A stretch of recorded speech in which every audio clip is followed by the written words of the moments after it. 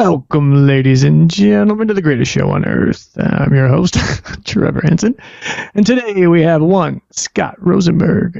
Welcome, Scotty. Hey there. How you been, man? Been a while, man. Scott and I go way back. For those of you who can't tell, my comfortability in speaking with him. So, Scott Rosenburg is a multifamily and affordable housing expert with over 15 years of experience. I think it's actually 20, folks. In Los Angeles real estate. He has closed over 200 transactions with asset values at nearly $1 billion. Known for his problem-solving skills and long-term client relationships, we have been friends for a long time. Scott is a trusted leader in the industry. He has been featured in publications like CoStar and BizNow and has hosted investment seminars at LMU and USC. Right on. Mm-hmm. Now at Kidder Matthews, Scott continues to help clients with sales, management, and financing, utilizing new technologies and a patient, pragmatic approach to real estate. How did you get into real estate? What was your journey like? There's a little bit of a story there. So I was an elementary school teacher when I graduated from college, and before that I was an art major. So I came to real estate through sort of a storyline, and the through line is like creative, kind of creative pursuits. So I like I said, got into education. The whole family was into education. But I grew up in San Ynez, California, and home of wine country today. Back in the day when I was growing up, it was more cattle country, and we didn't have any cattle, but we did have land. And my father was a big, he was just kind of a do-it-yourselfer. So every weekend we were always out there in the garden building fences, home improvement, painting walls, so on and so forth. Whatever it was. They were kind of like, workaholics when it comes to like the home improvement thing. And so I developed a skill set and a love for real estate and the physical aspects of it. Well, at around, I don't know, maybe 20 some odd years old, I was doing some math one night, and I had learned from my uncle who worked at IBM. He had taught me how to use this spreadsheet, this fancy newfangled technology called Excel. And again, school teacher parents, no business, no nothing. That was foreign territory for us, and for me at least. And so here I am, I'm playing with this Excel spreadsheet, and I'm literally making up numbers and playing with some math. And I had calculated that my father, he was an amateur real estate investor. And no offense, Dad, if you're listening. Not the best real estate investor per se, but he did engage, and that was the point that he did, right? So bought those, owned them for a few years, bought a commercial center for 20 years. He was in and out, and mostly, the important piece was that he was in. And so I was doing some math one day after I learned how to use Excel, and I realized that he had made more money owning real estate than in the sum total of all of his entire career as a school teacher. And he had a PhD. He was at the top of his salary. He made more than most principals made, and yet still, the real estate investments, again, not the best ones and not the best job of deploying it, still made more money. And so I started, I was a young teacher. Like, well, I wonder, my dad's smart, but, of course I'm smarter because I'm young, and, so I'm doing this math, and I started saying, well, what happens if you do 10% more time, doing real estate? What's the output then? I'm like, oh, I like that output. That looks better. And so obviously there's a very slippery slope there. You're like, how about 50? How about 70? How about 90? How about 100? And I was like, all right, that's it. I'm out. And so it didn't take very long before I realized, I was like, okay, so I like the real estate thing. I like this creative. I like I still enjoy teaching, but I do it from a mentorship, kind of perspective, like this kind of thing. So that started a chain reaction. And at the same time, the internet was brand new, again, because I'm so young. I'm clicking around, and I remember AOL. Yeah, so I'm clicking around, and I don't know if they even had Google, but I did something. I Netscaped, real estate investment brokerage. Okay. And so just to give you a sense of perspective on how naive I was, I thought I invented an entire new chapter of real estate. I was like, you know what? I'm going to do real estate, but I'm not going to just do it for like tile and paint. I'm going to do it for like specialize in actually making money because apparently you can make, this is, I thought I struck this brilliant, this, analogy. I realized that the world could turn. And up pops Marcus and Millichap. And I was like, oh, son of a bitch. They figured this out in 1973, you know? And so I started fixing around and, meanwhile, I had bought a piece of land. My godfather up in the Lake Tahoe area, he was a contractor and his son and I were like best friends. And he had built this house and had sold it. He made 30 grand. He's like, Scott, it's so awesome. I made 30 grand. I had just had to borrow like 300,000 hard money loan. And, I bought this lot for 12 grand. We worked.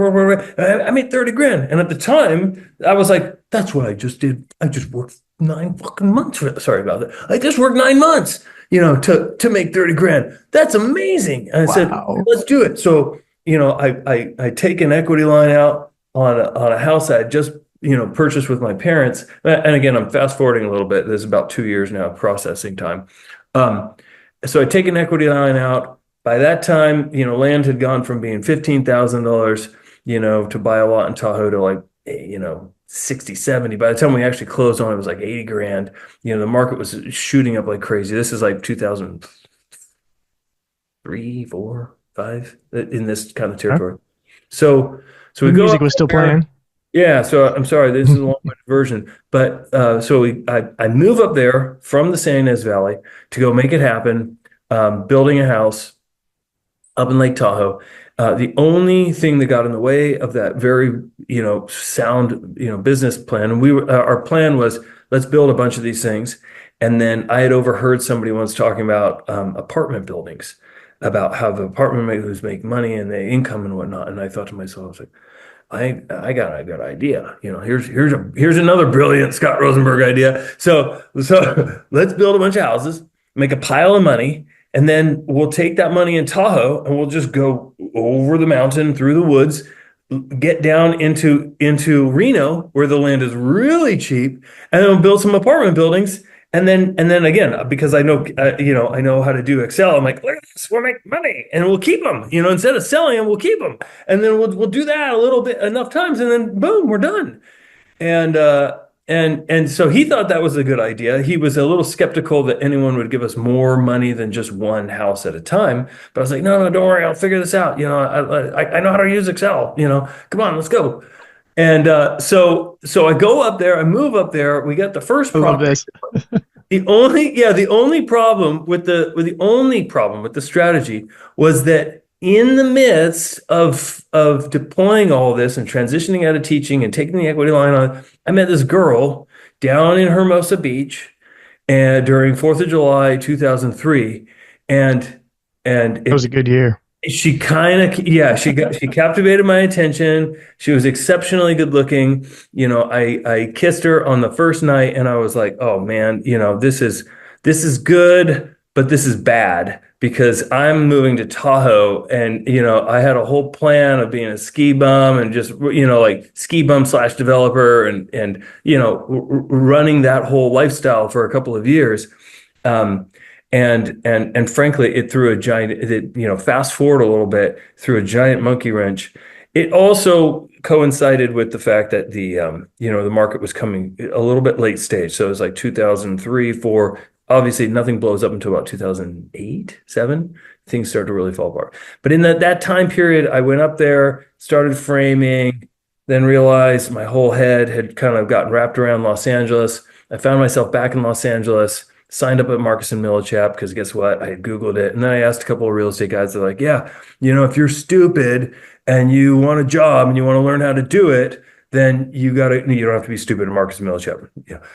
Plenty of very smart. But if you're eager and you don't have any knowledge, you can go to Marcus and Millichap. They'll train you up, teach you what to do, and so on and so forth. So I go down there, put on my suit, shave, and slick my hair back. It's 2003, whatever, and start dialing for dollars. And we're just, I'm downtown LA. I went from living in a cabin, in a 500 square foot cabin that my grandfather built, this like, literally made of cinder blocks. It's freezing cold and there's no natural light and it's totally dark, and I'm all by myself and my girlfriend's in LA.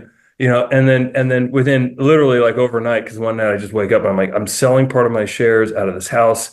I got to go down there. I got to go make my life happen in LA. So I come down here, start dialing for dollars, go into a massive amount of debt, right? A year's worth of debt, not making money. I've got the property being built, so on and so forth. So I've got credit card debt, everything.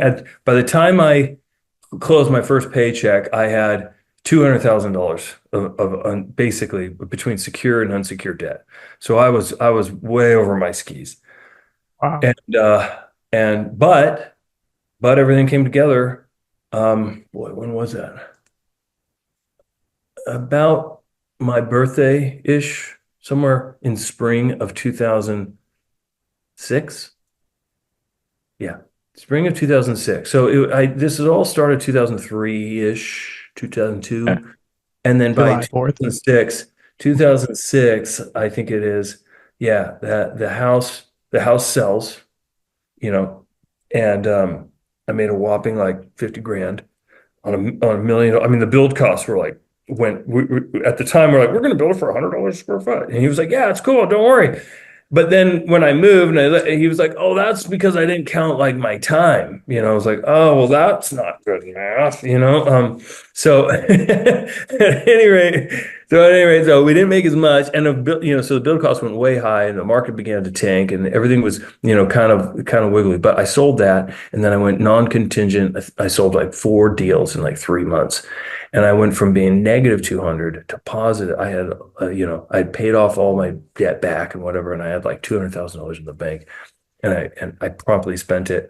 I bought a a ring and a dog and a house and a bed, and started planning a wedding, and then got very distracted for the next year. But that's how I got it, and and 15 years later, here we are, 3 kids. Bravo. And I'm still, vaguely employed by Kidder Matthews.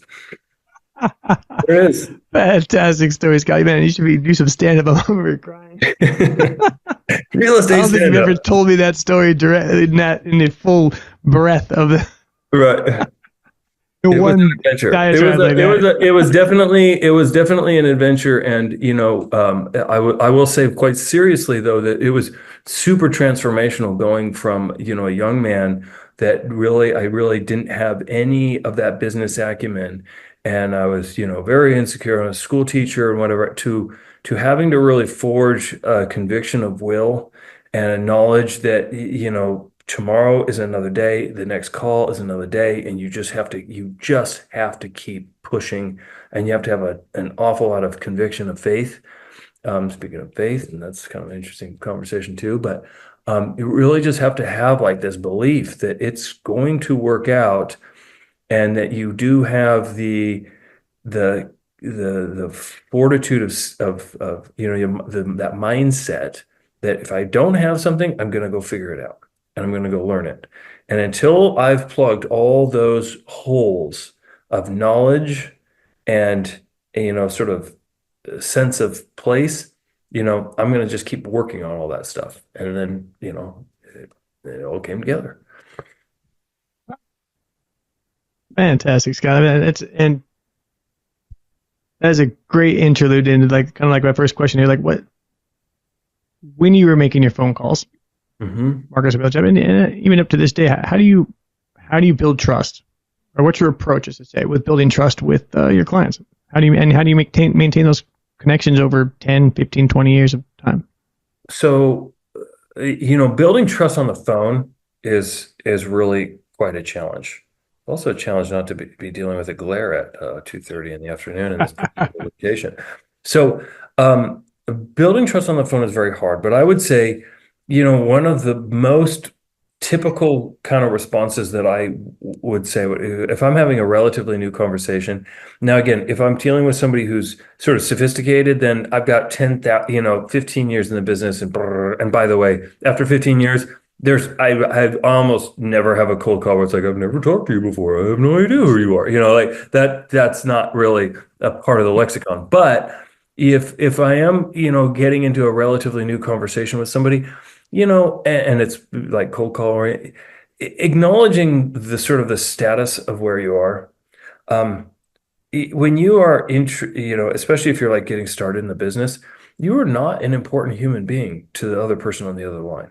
They've been alive a lot longer than you, and you are full of all this energy, and you really want to sell them something. You want to figure out something. You want to get the listing, but your position with them is not important, and they've already talked to four people like you. The key feature that I think is just acknowledging that, at that very moment, you're not super important. And what you really are trying to do is establish that you understand where their perspective is likely framing it, and then give them license to not be a seller today, and then give them license to have a conversation where they're at, whether whether everything's hunky dory, or that they're in retirement mode, and they just want to tell a story about how awesome they are and like what they did, or how they got into how see how easy it is.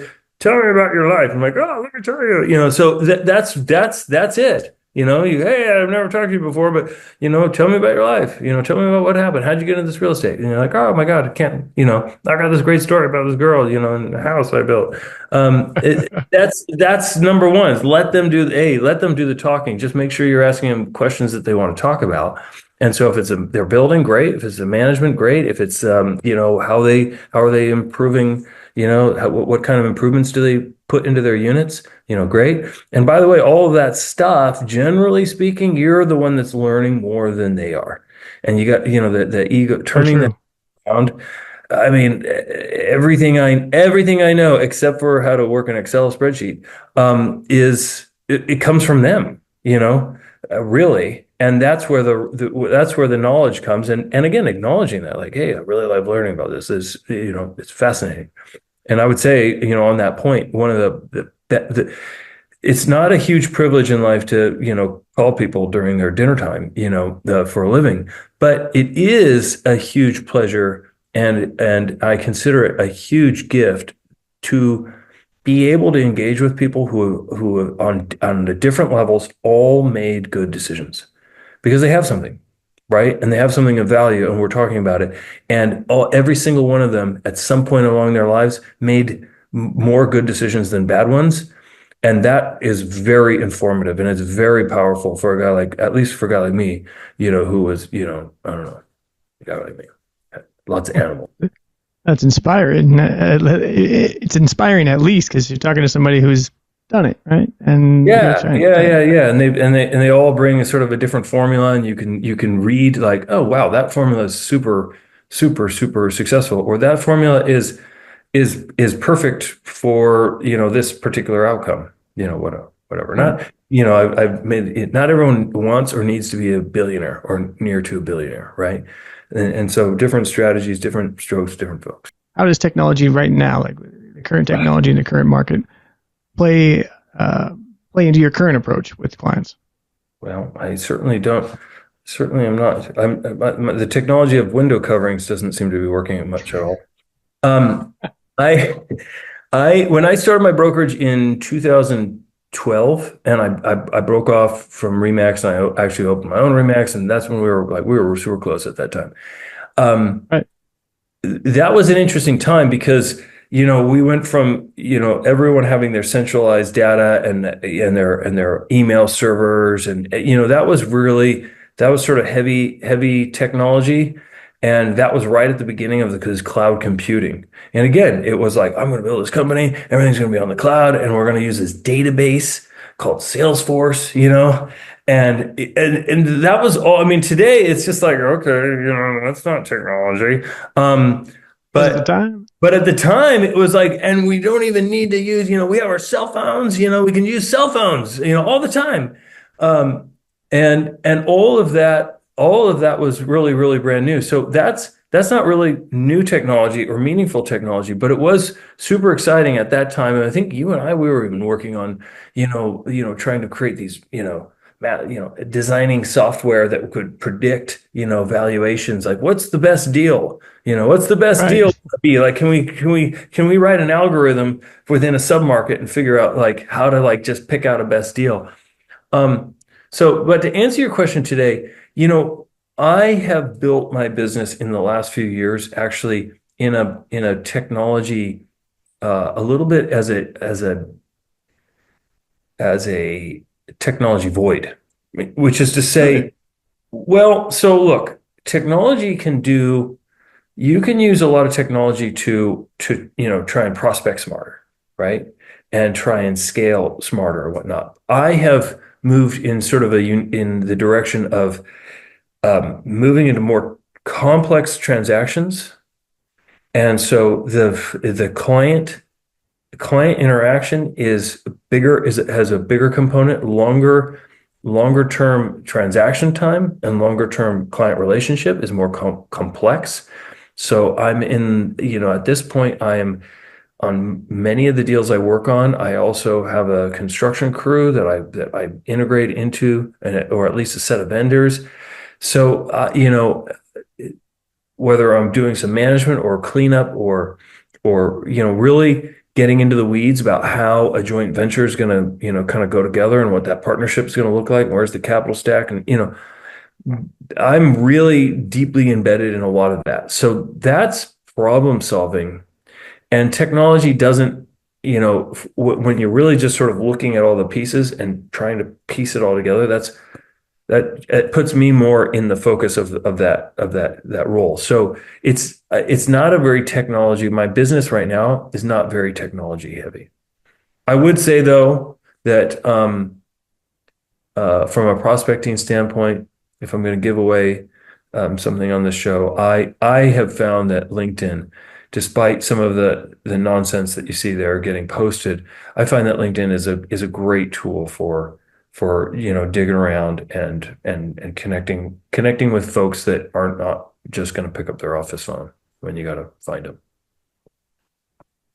Yeah, and I would definitely agree. It's one of the last professional platforms left with it as a Barely professional, but, barely, but yes, barely. yeah. So I mean, like I said, it hasn't been. I have not gotten. I've played with AI a little bit, and it's okay, fine. So yes, I've written some narratives, right? And yes, I've done a podcast, and we had it chop it up and turn it into things, and never posted it. It's coming. Um, so TBD. all that stuff is cool, and like all this, the rise of the digital technology for this kind of thing, is really helpful. I guess there's things I'm doing. I don't think I'm doing anything that's terribly novel. Zoom and the Teams app has really changed the way that we interact with folks and whatnot. And again, it sounds like a bunch of dinosaurs walking around like email is so great, but the way people utilize email and text and all that stuff. It is an evolution how the industry uses it, and it's actually kind of interesting. That's it. With that, you spoke about some very complex transactions, like with your whole adventure into the into Lake Tahoe Right. and the problem solving. And I know that's one of your strengths is solving really complex transactions. Can you share with us like anything that was particularly challenging you've worked out how to navigate My through God. in your experience? Yeah. So, I mean, I've got a number. The list goes on. Let me think about something let's see. So we were. Maybe a particularly challenging Yeah, deal. yeah. So there was, sometimes it's just interpersonal stuff, right? So we recently A closed lot a of deal. times. I should be careful. So we recently closed a deal that um, where the sellers had inherited the asset, right? And they were, for lack of a better word, they were kind of working out amongst themselves how they were going to deal with it. But because they weren't really real estate people, it had been years and they were just sort of going in circles, in terms of there's my hand doing circles. Mhm. And they were circling the idea, but they just couldn't figure out how to make it happen. And one of the reasons why they couldn't figure out how to make it happen is that the land was contaminated. And they were of the opinion this was like super straight up one of the most like honest and God, just very exceptionally good people. super concerned about the state of the land and the implications that it could have, and the implications of their family and their family's family and the generations that should follow in terms of liability. So they were paralyzed. They're like, well, Oh, we know we want to sell, but we don't want to sell and then be sued. But moreover, we don't want to sell and then have somebody get hurt, as a result of it. So we're looking at cleaning it up, but we don't have any money. We'd have to sell one, and it was this nested loop of problems and values that could not seem to reconcile themselves. And they're not real estate people.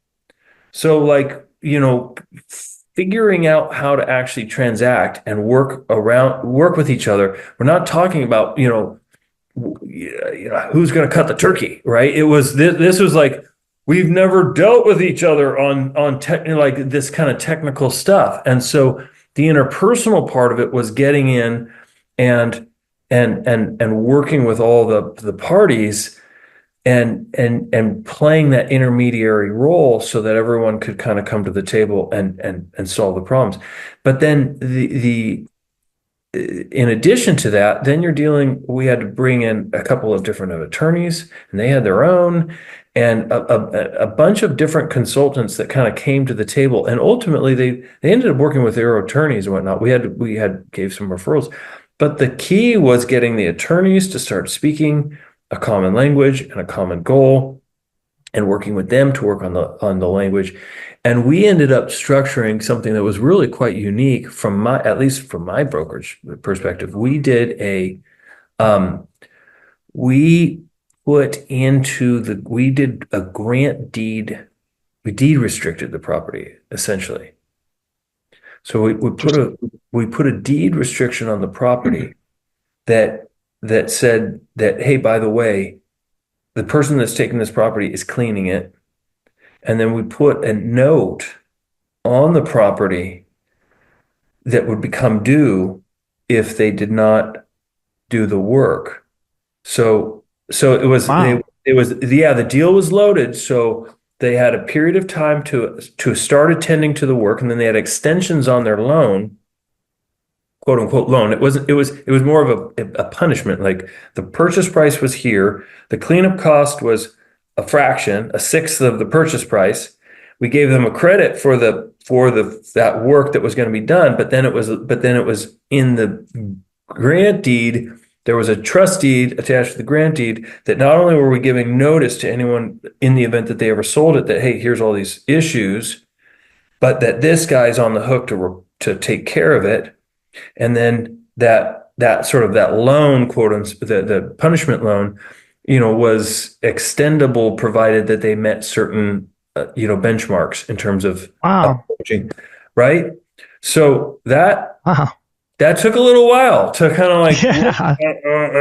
and then if to make matters, that even more fun, it actually was two different buyers on two different parcels. And so then we had to create easements so that the party that was responsible for cleaning up could also go on to the other party and do the cleaning up on that property too. And Wow. so there you go. Soil abatement's like one of the worst. That's one of the gnarliest things to have to do is abate soil and replace it. Just doing construction. That's so there you wild. go. That's wow. how. And again, so sorry, buyer, but the buyer paid a rock star price, which is why I was like, we Must have been an awesome piece of land. Because this was not, normally, a contaminated soil kind of deal. You're going to get, you're going to have to discount that, right? Oh, because the abatement alone is you can't even price it. You No, look at it, find out what it is. Environmental testing. We had a home run with the seller. Nice. So wow. Everything came out well. Yeah. And was the house finally built? Built? Were they? Are you going back 15 years? No. The one that was on the soil abatement. Oh yes. So yeah, I don't know what the property actually had an ongoing a current business. Oh, okay. And so yeah, that to my knowledge, that business is hold on, I got to check somebody his 4 o'clock meeting, and go to your Instagram office. See, look at that. I gotta work in the middle of this. This is not typical, but Hey, hey, yeah, it's a it's work there. day. It's there. There we go. All right. Um, uh, yeah, yeah. Okay. To my knowledge, everything's underway and it's happening. So that's an example of a deal that Uh, was that's a complicated. fantastic example. I couldn't have made that up. Tried. You can't make that deal up. No, you No, can't and I make got that other up. ones. I got other ones. We're Holy almost cow. close. We're So all continue. as we sit in our little bit better but still strange economy, like with the recent shifts in real estate, like interest rates up, sitting there for a while, market's gone like stayed straight static, been starting to pick up a bit now, a little bit, but I Yeah, mean, yeah, it's definitely picking with up. the shifts, how are you advising your clients to stay ahead of the curve, and what are you letting them? What are you saying to them when you're talking to them? Well, so multifamily has been kind of almost just at a standstill. So first thing is diversify, do other things, right? So I have we have been working a great deal of commercial style properties. Like office? Value added commercial has been a space. There's not the same level of regulation. There's a whole city, just like there's a whole city of old buildings that hold tenants in it. There's a whole city in Los Angeles of old, retail buildings that have some kind of like, aesthetic appeal that if they were kind of cleaned up and relet, there's a value added component to it. And so that's been an interesting space. Um, Trying to stay away from all the regulatory stuff, and then the other aspect I think that's really kind of interesting and compelling today is the affordable housing space. And the mayor's efforts to deal with the permanent supportive housing. There's all kinds of things that are happening, and it's a little bit of a cliche at this point, but a year ago it felt pretty out there to be really pushing and really trying to broker aggressively in the permanent supportive housing space. And Right. I think, that's fascinating and it's really motivating. Again, coming from that background of, once being an educator, or whatever, I have, it's interesting. If nothing else, it's super interesting, but it's also, it also is a Rubik's cube, of challenges. And there's money to be made, in the space. Um, but it's also kind of contributing to something that the city really, really, really needs. And so that's an interesting place for me right now. That leads right into my next question is, having been in the industry for the last 15, 20 years, what are some of the biggest changes you've seen in the marketplace, especially in the affordable housing market space? Oh boy. Well, so um, to answer the question on the affordable side, that's kind of tough because I haven't, I was on the phone with the Thomas Saffron, and Associates, today, and yesterday, with the Santa Monica Community Corp. Like those players have been in the business for a very, very long time, and they're, excuse me, um, and they've got projects and are really kind of focused on creating a housing culture that is balanced for the entire population. But there's a lot of professional class. It's sort of like the professional Hmm. workforce. So the teachers and the firefighters, and they do a lot to create housing that reaches that medium income, that the AMI that is 120 to 60 to 120% of AMI. And so that's, I think, if there's been a change, is that traditional LIHTC model is Hmm. now, you now have creative folks, the guys over at Sola, and then, we're working with some capital in New York, that is pairing is looking to pair with a number of different, operators. And, we're pairing investment capital with a permanent supportive housing provider, and we're underwriting grant funds to do the acquisition. and then the Interesting. capital, the capital source to support. Oh, look, I just got an email right now. Here we go. To support the nonprofit that's out there, trying to make it happen. But I mean, it's Right. super complicated, but it's Yeah. exciting, Right up your alley. Yeah, I mean, it's a story, and That's right. Right where you started. We've ended like right at the yeah, it's complexity really part. complicated. Yeah, I mean, I keep finding the it's like there's a rabbit hole. I'm like, oh, where? Let me get in that thing. Yeah, it's that I just keep finding I don't know. I did open escrow on a 6 unit mom and pop deal in Venice. Literally, actually last night about midnight. Hey, So we are congratulations, doing man. In this regular. Yeah, we're market, doing regular deals nothing's easy in too. this time. So congrats. No, it's not. But I actually think looking forward, I think that the private capital markets are coming back to life. We've had 2 years of cap rates that are, rising to more, no, sort of normalized levels, and that's a hard conversation. If you look, I did a podcast that if you look at a 20-year run on cap rates. Hmm? Oh my God, I can't believe it. When are cap rates going to be back down to when four caps? Like never. Never. How about never Because no ever one's gonna again? buy. No, I mean, I'm not saying that they're not. Look, there's definitely a story to be told that you throttle everything in the right direction, anything's possible. But when you look long term and you're looking at the capital typically costs 5-6%.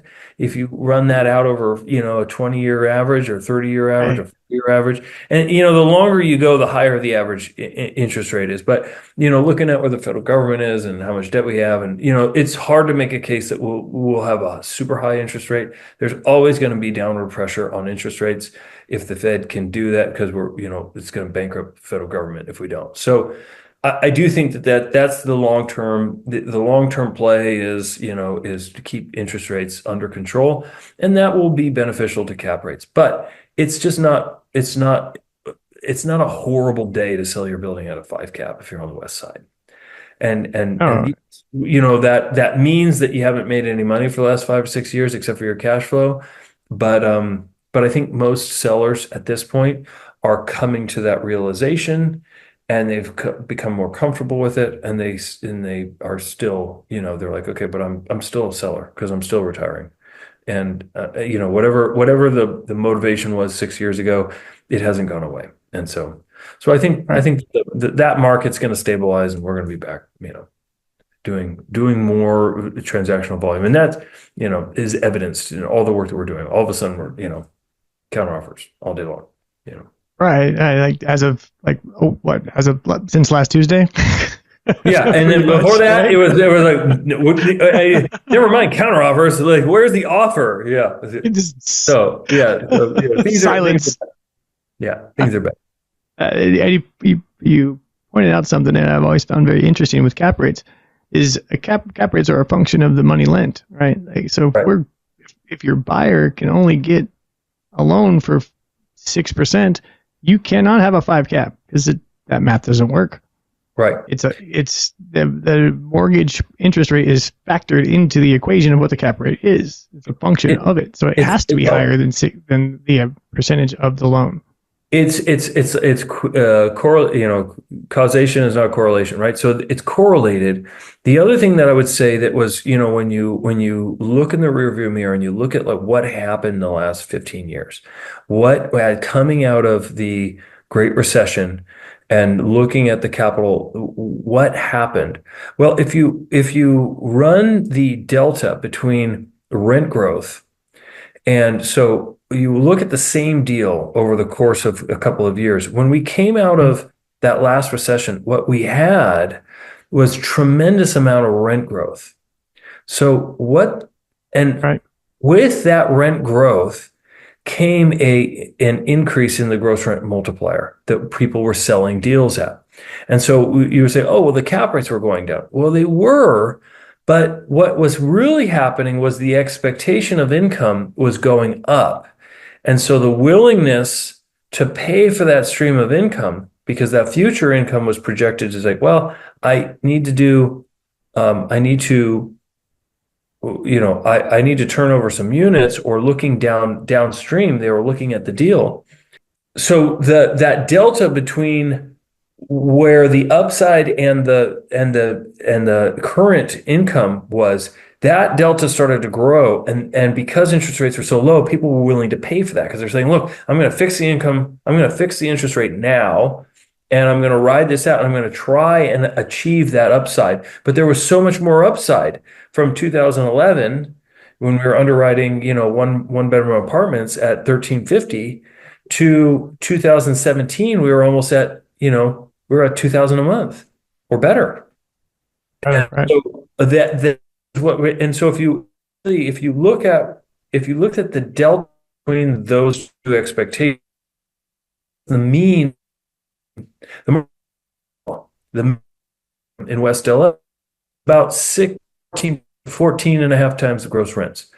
And so in 2011, right, and 2007, or the mean really didn't change that much. It was that in 2006, rent was strong, dollars were higher, but then in 2012, the rents had gone down, so the delta between the pro forma and the actual had really narrowed, and that narrowing effect meant that the in-place income had to be closer to the.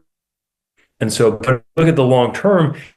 As you see, the markets are going like this. The mean was really pretty straight across. I don't know why I'm telling you that, but No, it's fascinating how, I mean, there has to be, some people buy on based on pro forma.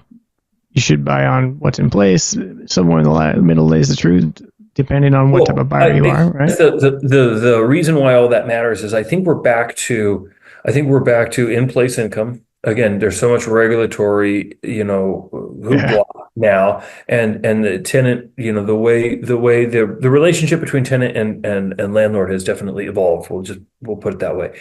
And so Indeed. the loading that future is harder to do today. But many of these buildings also aren't operating with the same level of upside that they used to have. There's been an awful lot of turnover and awful lot of capital that's gone into a lot of buildings. There's frankly just not as many buildings that are broken down like they were, 10, 20 years ago. So Very true. Very I think true. that's playing. So the deals have to sort of stand up on their own, and that's really changing the calculus. They go, well, I'm not buying a future, I'm Right. an existing building, and it's going to do what it's going Your to do. But performer does not help me. I don't have some twinkle in my eye about like what's going to happen next year, and that was not the case. From 2012 to 2019, crystal balls. It was like, what are we going to do with this building? There was so And much. you probably would have been right, by the way. Yeah, you could, and then COVID came, and they're like, no, we're not doing that. Yeah, then that. So, all right, what's next? What do you got? Well, hey, that brings us right to the last of it. As I promised you, we would be on time. We got 10 minutes, and that's all we need. All right, cool. That brings us to the quiet part where I be quiet, and you tell me the answers to a couple of questions I have here. We call it a rapid fire round. All right, I'm just going to ask you a question. You talk as much as you want, little as you want, pass, skip, cuss, so whatever. If it's 10 minutes. Talk as much as you want. Oh, don't worry. I just said I'm going to be quiet. So I'm just going to ask you the question. You say as you like. You are the expert, my friend. Are you ready? Go. Biggest lesson you've learned in real estate? You always go to the destination, whether you realize it or not. Wherever you point your energy, that's where you find yourself. What's the best advice you ever received? Actually, my uncle said, "You are what you dream." So it's very similar. I don't really take it that way, but I think it goes back to that. Like you actually will. Everything that you put your energy to, that's it. That's the advice. I made up the advice myself. Don't listen to other people. That's what I learned. Think for yourself. What's your go-to source for real estate news? I use BizNow, Globe, and The Real Deal, Wall Street Journal. Best book you've read this year? It was a novel called August. It was about a young man kind of drifting around the Midwest. And I think it's sort of a circa 90s story. Is a Pulitzer book. Yeah, fantastic. Kind of cowboy, independent. At last, favorite habit hack. This is super cliche, but I really swear by it, is that and you're always trying to outdo everyone on this point, so I'm just caveat that. But getting up early. Getting up early. I get up at 5 and I sit, and I have a very you know, low tech meditation, but it's just some time to align the thoughts and don't, let all that sort of chatter slip away, and find that one sort of piece of information to kind of orient your day. Awesome. I'm a big believer in meditation, man. Right there with you. I'm there daily. Same thing. Like Yeah. 5:30. There is power in being the first one up in the morning and having that first half an hour to hour to yourself. It's Yep. a lot. Yep. And with that, that brings us to the end of our show, Scott. All Thank you right. so much for your time, my friend. That was Absolute fun. pleasure having on you. Yeah, good time, man. And Yeah. that's a wrap.